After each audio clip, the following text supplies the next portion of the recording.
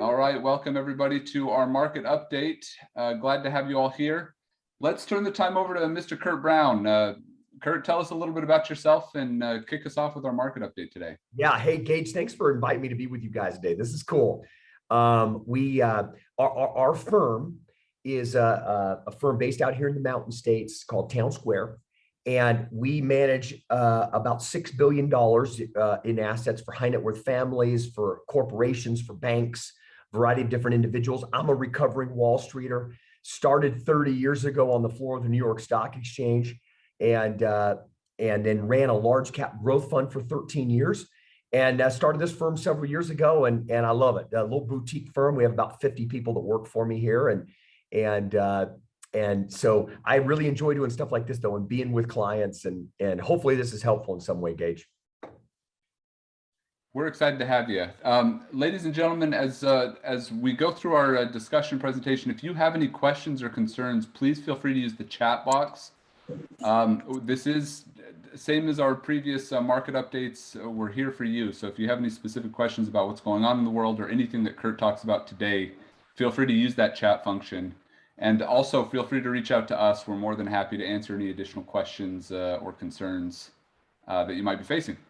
So Kurt, go ahead, take it away. It's all yours, my friend. That's great. Hey, and let me apologize right off the bat here. I've been battling a nasty head cold.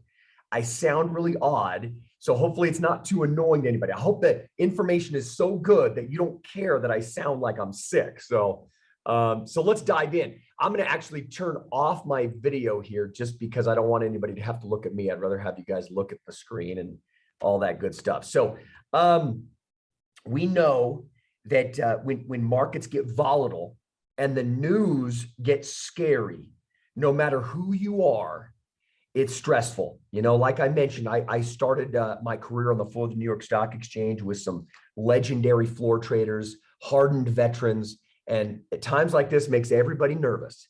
You know, we're looking at higher interest rates. You know, we're looking at a lot of stuff that the market's trying to digest, right? How desperate is Vladimir? We're looking at commodities disruptions like, you know, oil and wheat. We went from bad inflation, you know, to good, you know, from good inflation to bad inflation. We're looking at a Federal Reserve that's wanting to raise interest rates a lot, right? How's that going to affect earnings, right? And things like that. So there's a lot of stuff potentially to be worried about. But here's the problem. My wife's been a reporter for NBC News for almost 25 years. And part of the problem with financial journalism is that, you know, that old saying about if it bleeds, it leads, right? So you have a tendency to get a lot of the negative out of the media without getting the rest of the story. And so we just simply like to go through a presentation and make it very simple. What are the things going on right now that are not so good? And then we'll talk about some of the stuff that's actually pretty good that's going on. So let's kind of gauge some of the bad stuff first. So we kind of went, remember, inflation typically is good. A level of inflation is indicative of a healthy and expanding economy, right? And for many, many years, we've run really nicely in this 2% inflation area. And now we're getting into some, you know, bad levels of inflation, too much, too hot. You know, and so what's happening is the Federal Reserve is saying, listen, one of the ways that we can cool off this inflation is we're going to have to cool off the economy a little bit.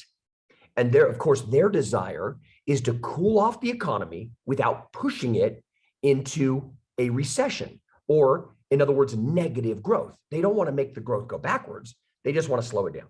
So what the bond market, remember, the bond market and the stock market are forward-looking mechanisms, right? So the bond market is as a group, all people that invest in bonds are betting that rates right now are going to go higher. And we're going to move over the next year from 1/4 point in overnight lending rates to 2.25 points, right? Over the course of, let's say, roughly 1 year.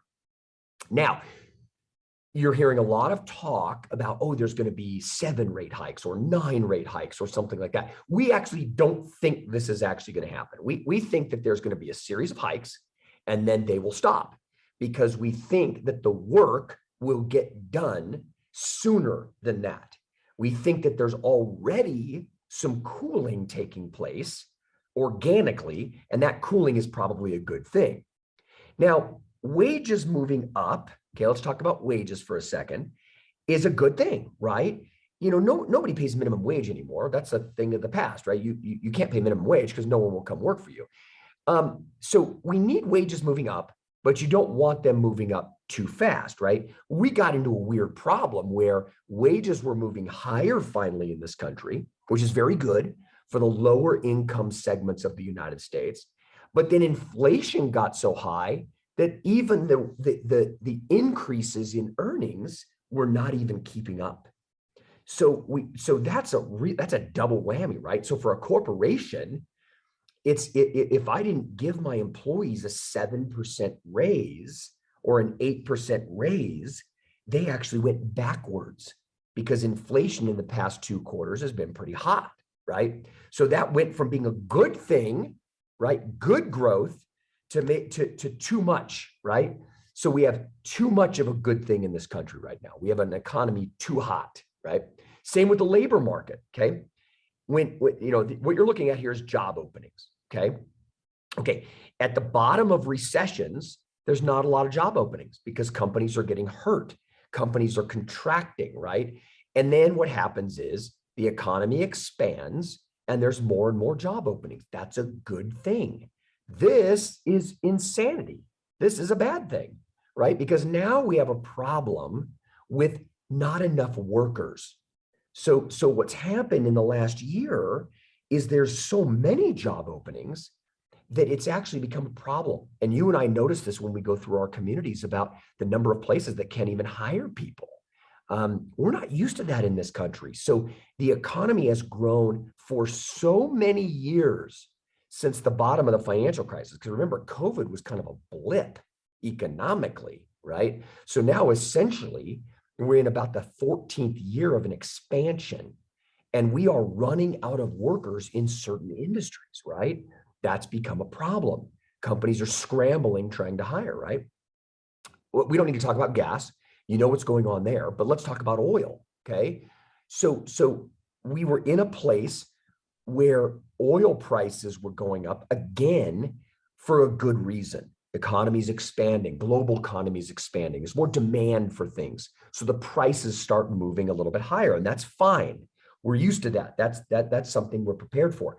But then you add in something like Russia invading Ukraine, and now you have a shock to the oil supply system in general, right? And you have a major world producer of oil in Russia that most of the world will not buy their oil because of sanctions, right? Okay, that again went from being a positive level of growth and inflation to a negative thing, right? It's a supply problem of the commodity. Another one that's getting less attention because it's not affecting you and I a ton yet is wheat, okay? Russia alone is almost a quarter of the world's wheat exports. Ukraine's another 9%, right? So these guys together are roughly a third of the world's wheat exports, okay? This is gonna be a problem. So if this invasion continues for a year, you're gonna see places like Africa really struggling. Africa is highly dependent on these 2 countries to get wheat, right? And you already have an impoverished nation looking for food stocks, right? And think back to the Arab Spring a few years ago, where we had food shortages in Africa. That's very intense and problematic. Now, this is not a major problem for global GDP. It's probably not going to affect us in North America very much because we make our own. But nevertheless, this does cause stress into the global system and was going to generally make food prices go up for everybody as well. A lot of you know it's actually gotten a little bit difficult just to go down to your grocery store to Costco and pick up things like flour and wheat.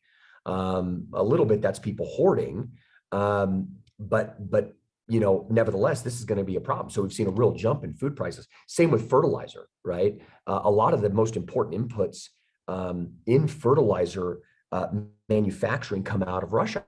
And again, we're just not going to buy from them, right? So it's hard to say the kind of impact that could have even on US farmers, right? So fertilizer for the United States is actually a bigger concern than even the wheat exports, right? So we've got to keep a close eye on this. It's just one of many reasons we've got to get this thing worked out in Ukraine as soon as we can. And you know, what's happening is as our world becomes flatter and we just openly trade with more and more countries, it makes things like this dangerous because the whole world gets dependent on one or two countries for an input, right? Other things that we're having to digest, right? That we're having as investors, we're having to assimilate is companies are lowering their forward guidance, right? Their expectations for earnings. And you can see the blue line are downward revisions. So a lot of companies here at the beginning of the year are saying, listen, we're not going to make quite as much money as we thought we were. And they're warning investors to be prepared for some slowing, okay? Now, so far, not very much. So far, it's only about 1 or 2% of reduction in quarterly earnings. Not a big deal, right? That's pretty par for the course, pretty normal, especially after a nice expansion period in earnings. But nevertheless, it's one of the things the stock market's trying to assimilate is how much do all of these issues at the same exact time come through and hurt earnings, right? Here's another thing that we don't like very much, okay? We've seen such unbelievable success in some of our largest technology companies that it has become a really big part of the stock market, right? So the S&P 500, right, those 500 biggest companies, is about a quarter of the S&P 500 now sits in just 6 companies. Okay, that's a problem for a couple reasons, right? One is if there's any problems in those companies, like we saw Facebook with some real problems here at the beginning of the year in their earnings, right?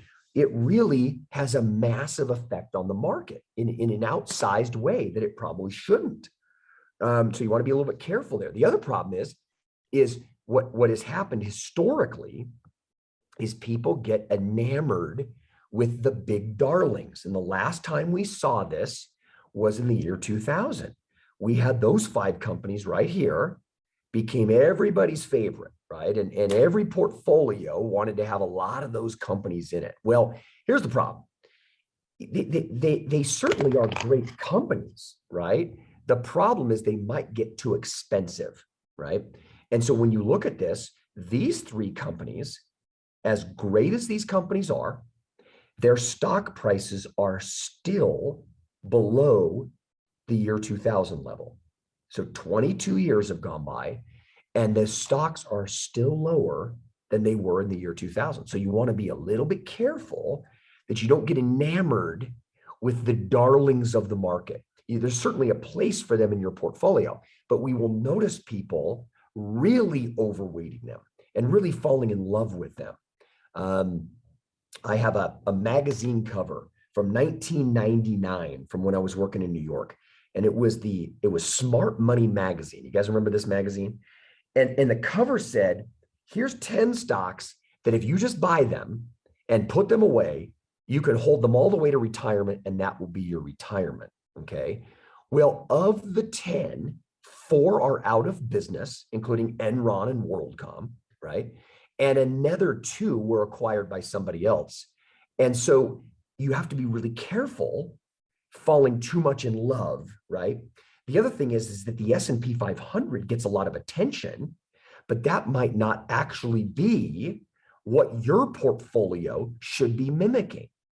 So if you're looking at the S&P 500 and saying, hey, my portfolio did a little bit better or a little bit worse or whatever, you might want to be careful with the comparison because now owning the S&P 500 is really meaning you're making a very large bet on just 6 companies, right? So anyways, something we don't like, something that we would find concerning. All right, let's talk about the stuff that is good. Now, remember, you're hearing a lot of bad, okay? But interest rates going up, inflation going up is actually a result of an economy that is red hot, okay? So there's actually a lot of good news, but of course, you're not going to turn on the nightly news and hear this. All right, so let's start with earnings. Earnings are arguably the most important thing, the most important barometer we can look at for the health of the US economy, because you can't cheat them. You can't spin them. You can't lie about this. okay? How much are our companies making, okay? Since the financial crisis, okay, US corporations have grown earnings by 900%. Think about that. These are some of the biggest companies in the world that are in the S&P 500, and the growth has been absolutely staggering. Even with shutting our economy down during COVID, right? Completely turning off the machines for 6 months. Look at how much growth we have had, right? It's incredible. And it's almost completely unparalleled. So you are talking about a genuine and legitimate expansion, regardless of whatever else you want to talk about, that is real wealth creation, right? And again, we watch that because it can't be cheated.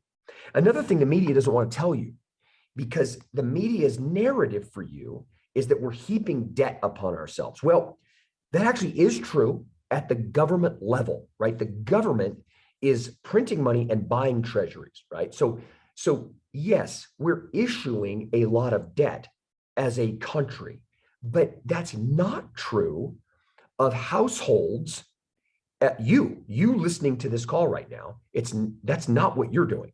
And that's actually not what most corporations are doing. And in fact, quite the opposite, okay? So remember, prior to the financial crisis, our country, the average household, went on a binge, a decade-long binge of borrowing money. And all of us knew people that made 80 grand a year, that owned 5 houses. Remember those people that you knew that did that, right? And it was a debt-fueled expansion in our economy and in the housing market, right? And then, of course, net worth peaked, right? And then we obliterated basically a lot of households, right? A lot of bankruptcies. Okay, we are now in precisely the opposite position that we were then, okay? So we had a generation of people saying, I don't want to borrow anything I don't have to borrow. I don't care how low interest rates are, right? We had mortgages get to 3% and almost no change in the number of mortgages or refinancings or HELOCs, right? People don't want to add debt. So what's happened is the pendulum swung completely the other direction. So now people's net worth has more than doubled, but the amount of debt and debt service costs they have collapsed from what they were in 2007. This is excellent. And it shows that the average American, especially the top 60% of net worth Americans, are in a fantastic position to weather a recession. And arguably in the best position Americans have been in to weather some kind of recession. So that's really good. Another part of that is the amount of cash that's being held right now. So households are sitting on a massive amount of cash in checking accounts, savings accounts, money markets, and things like that, as are corporations. Here's one way of looking at it is what we call excess cash. This is just nominal cash sitting in checking accounts, right? Look at this, okay? So when we got down to the financial crisis, people just ran out of cash, right? People just didn't have any cash. They had it all tied up in some type of investment. Well, the media would have you think that because the stock market and the housing market have appreciated in price, they want you to think it's like 2008. It's actually exactly the opposite. Yes, the values of your stock portfolio have gone up and your housing portfolio, right? But actually, you and I are sitting on insane levels of cash compared to what we ever have. And again, it goes back to my earlier comment. It's because the prices are not going up because of debt. People are not borrowing money to buy stocks. They're not borrowing money to buy extra houses, right? Here's another way that you can look at this. This was in the fourth quarter of last year, okay? So ended about 3 months ago, right? JP Morgan and Wells Fargo are the 2 largest lenders in the United States, right? In the fourth quarter, they increased the number of loans in general that they issued to the American public, okay? But look at how much more came in. So JP Morgan increases its loans by 6%, right? But the amount of deposits that came into their bank went up by 17%, okay? So does that sound to you like an economy that's overheating because of speculation Okay, we saw speculative overheating in '08, right? This is a different kind of rise in prices. We are going through a period where we were having shortages of things to buy, right? I'm going to show you the housing stuff in a second, but even in the stock market, there are 50% less companies that you can invest in the stock market than 20 years ago. It's been cut in half. So there's a lot of cash and wealth being created and not as many assets to chase and buy, right? And so that's one of the reasons that we've seen such appreciation. Here's margins, right? Corporate profit margins, right? Ever since I got into business in 1990, everybody has been telling me for 30 years that profit margins cannot continue to go up. And yet they do, mostly because of technology. Corporations are able to run their businesses lean and mean. Let me give you one stat, okay? In the year 2000, okay, for every $1 million in sales for companies in the United States, those companies needed 8 employees, okay, to sell $1 million of product. Today, those companies need 2 employees to sell $1 million of product, okay? So look at the efficiencies that are being added. Now we have tractors working fields without any humans involved, right?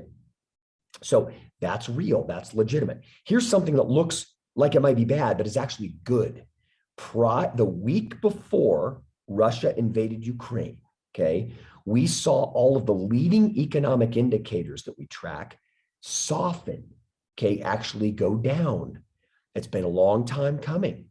That's actually a good thing. When you have an economy that got a little too hot, a little too growthy, having a little bit of a cooling is a good thing. We actually think this is going to continue. And it's one of the reasons that we think the Fed will not have to raise interest rates super high. They'll probably have to do some raising, of course, but maybe not as much as the aggressive estimates that you're seeing in the media. It's probably a good thing. Better to have the economy slowing itself down organically. Remember all these supply chain problems? Well, the LA port, right? LA ship port is the second busiest one in the world, and it's getting down to the number of days to empty a container ship, much more normal, getting back to those sort of pre-COVID levels again, right? Now, Long Beach doesn't look quite as good. Long Beach is the biggest port. It peaked at 92 days to offload its cargo, and it's down to about 39 or 40 days right now. It used to be at 5, right? So it's about halfway back to normal from where they used to be before, but we are seeing improvement. We're moving in the right direction in terms of these supply chain problems. That's a good thing. Okay, we obsess about earnings. When you talk to your team at Oxford Wealth, when they're building a portfolio for you, and they're talking to us in the background about the types of portfolios to build, right? We obsess about the earnings of corporations. And I'm going to show you why. If you go back in time, okay, this goes back, 75 years, the relationship between earnings and the stock prices themselves are almost 1-to-1. Now, in the short term, things happen like COVID, right? Here's the dot-com bubble. Prices got ahead of earnings. Here, earnings got below prices, right? So you can see in the short term, these might disconnect. But in time, if you go back 75 years, it's almost a 1-to-1 relationship. So when you're building a stock portfolio, and really if you're investing in any business, you really truly are buying the future earnings stream of those companies, right? And it's an important relationship, and it's why we obsess so much about it. A couple of the things that we think are going to be really good for over the next year. We're going to finally get some help in housing, okay? We went through a period after the financial crisis where no one built anything. And we were getting a lot more people that needed to buy houses. Interest rates were coming down. And then it was like panic buying the last 3 years, right? Well, we're starting to see some normalization. Look at this. These are housing units under construction. We have not had this many houses in this country being built in 50 years since we've seen this type of expansion in building. Here's permits, right? We're getting an explosion in permits.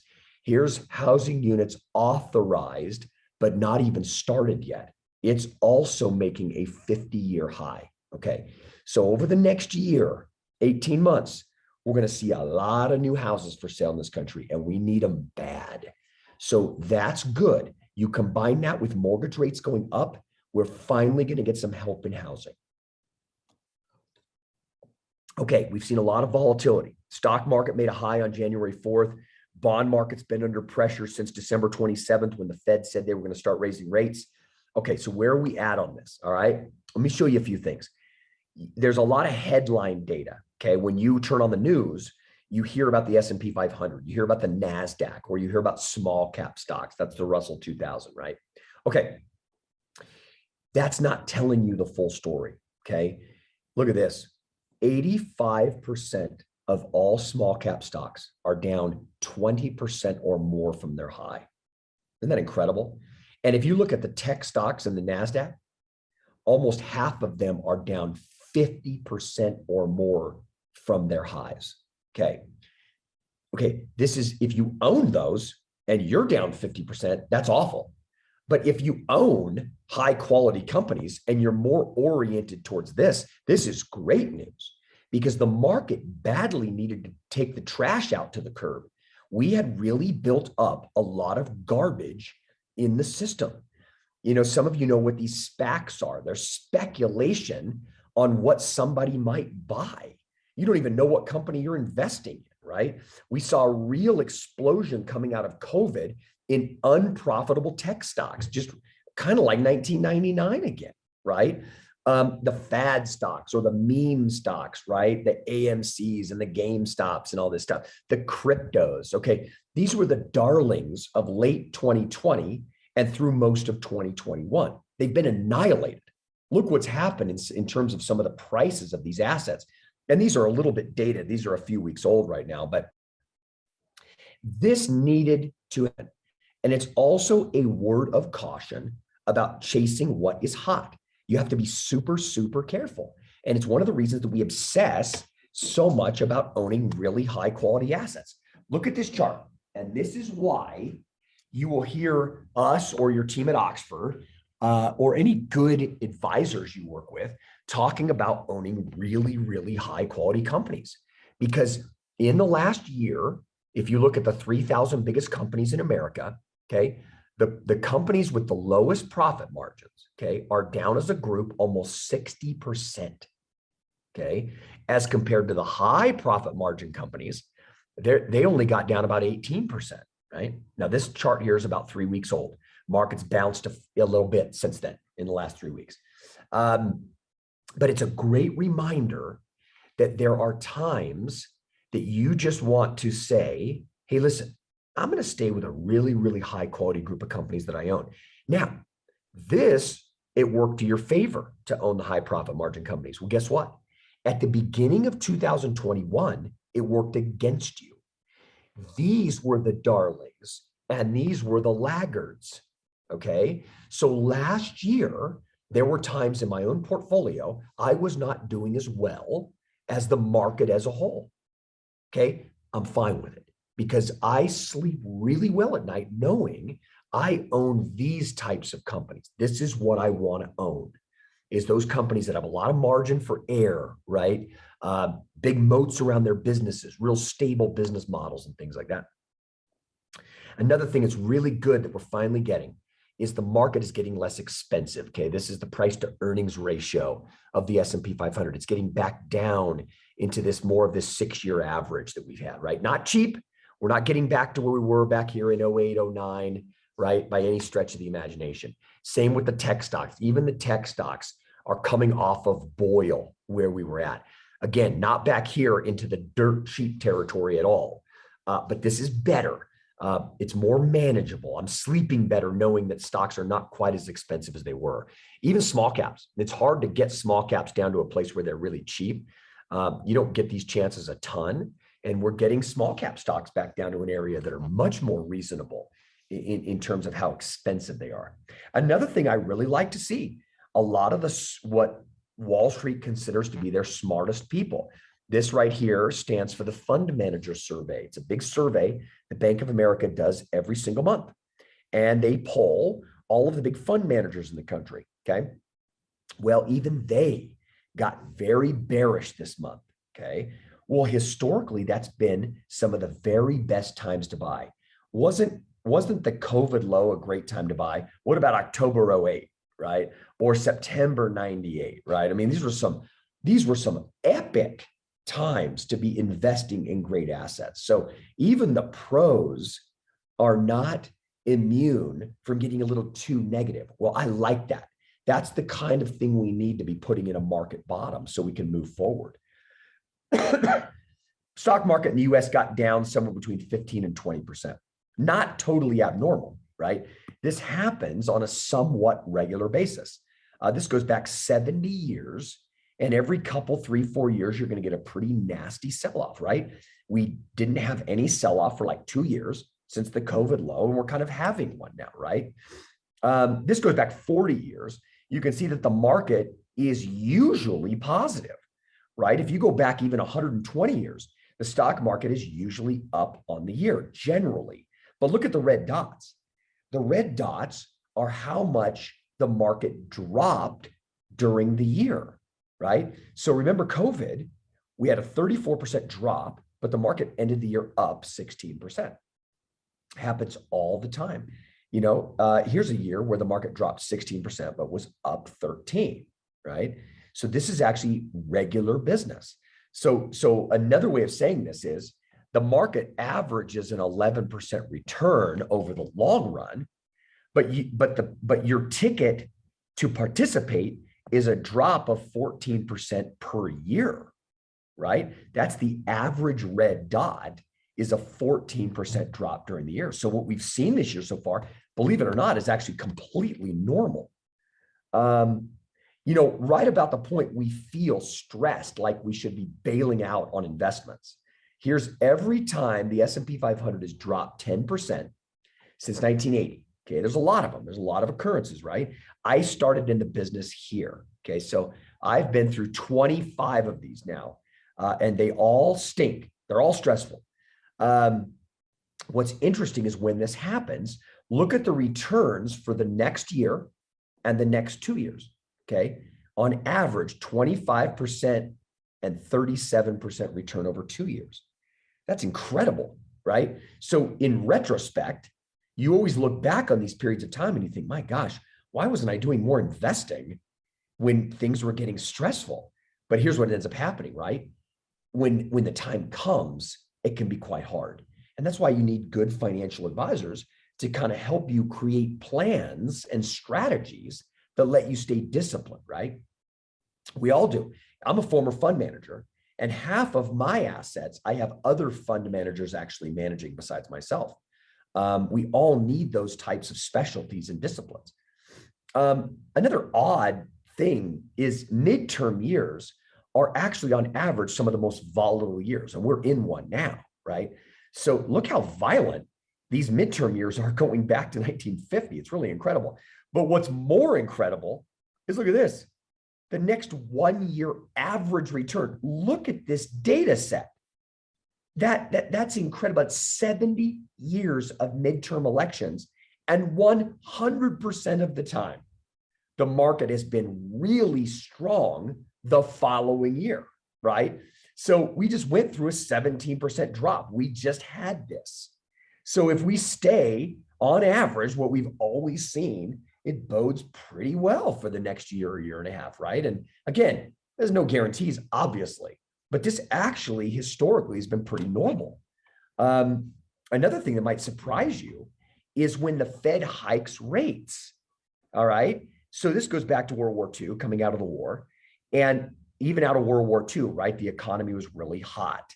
So all the way since then, this is every single rate hiking campaign, every single rate hiking regime. Now, one of the ones I remember really well is this one. In the 70s, the Federal Reserve started raising interest rates. A lot of you will remember this, okay? For 5 years, right? Or I'm sorry, for 60 hikes over 3.5 years, okay? The Fed raised rates. Can you imagine if the overnight lending rate in this country was 21%, what we would be doing?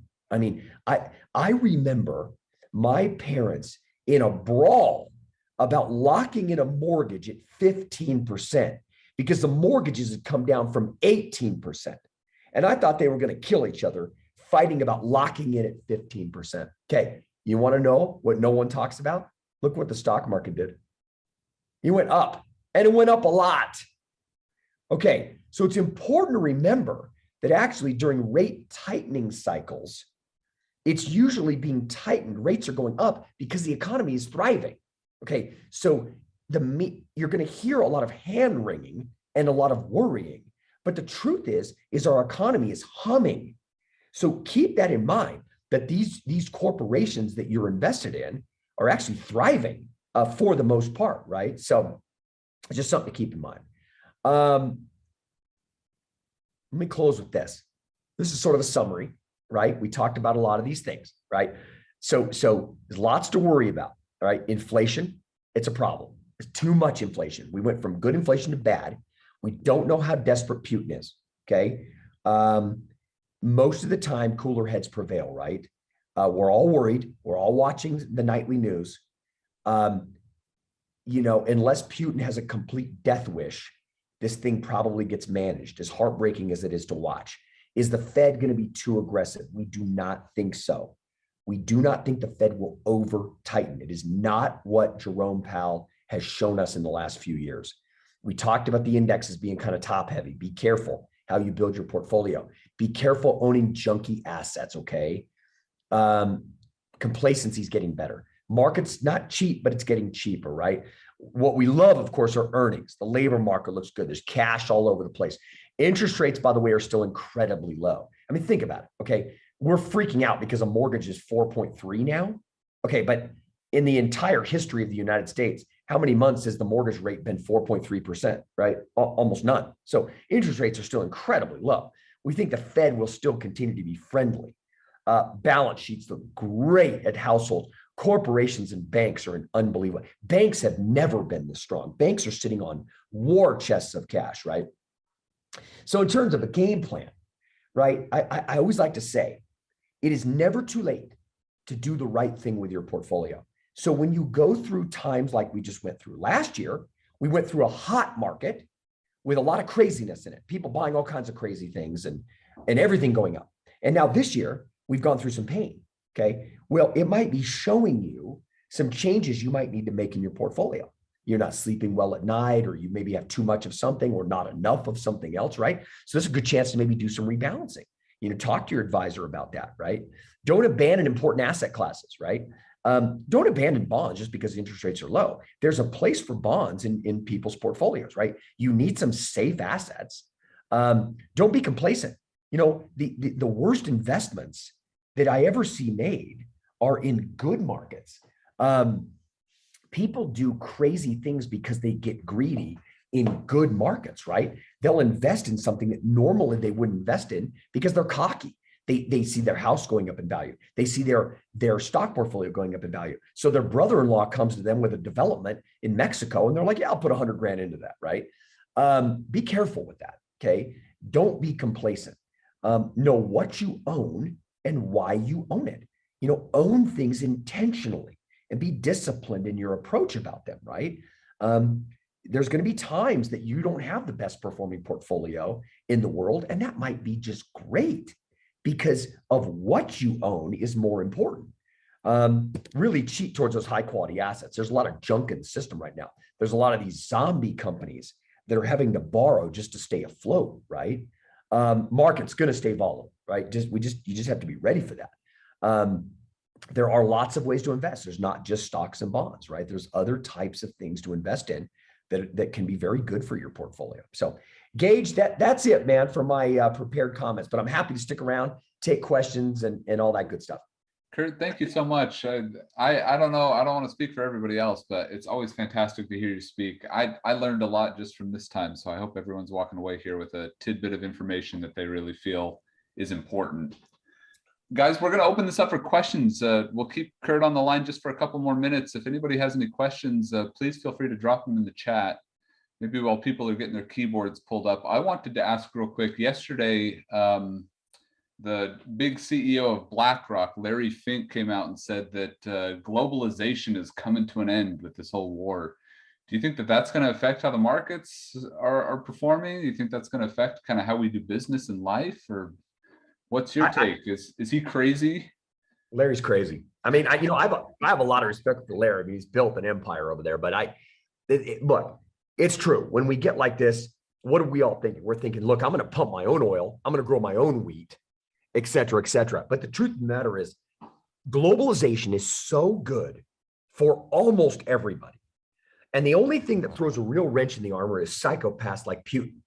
That fortunately doesn't happen very often. So yeah, in the short term, people are feeling nervous about that. I would bet the other direction. There are so many global advantages for countries sharing resources, technology, and products with each other. There's no way that's slowing down.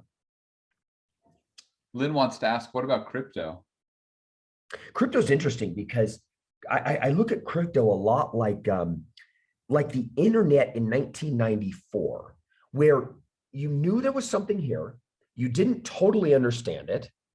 You understand that there's this technology that's going to have these uses, but you're not sure where the puck is going yet, right? And so it's sort of like a lot of stuff still has to develop and be determined on how it's used. That blockchain technology is going to be really interesting. But at this point, it's so early and we're in such a pioneering stage of this that you want to be careful about getting too far out over your ski tips in how you invest in it or how much you put into it, is our opinion.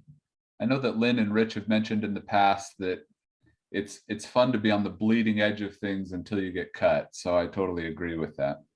Well, it's interesting because I was working in New York when all these .coms were coming online. And if you had bought, I mean, there were a lot of .coms that literally went out of business and went to zero. But if you had bought a basket of assets, you'd still have a little bit of Google and some others that really ended up being huge successes, right? Absolutely. Lynn also wanted to know about dollar devaluation. Are we concerned that the US dollar might fall in value to a level that we've got significant issues and we need to depend on more hard assets like gold and silver? I love this question, Lynn. I absolutely love this question. Here's why. I have been, I've spoken to groups for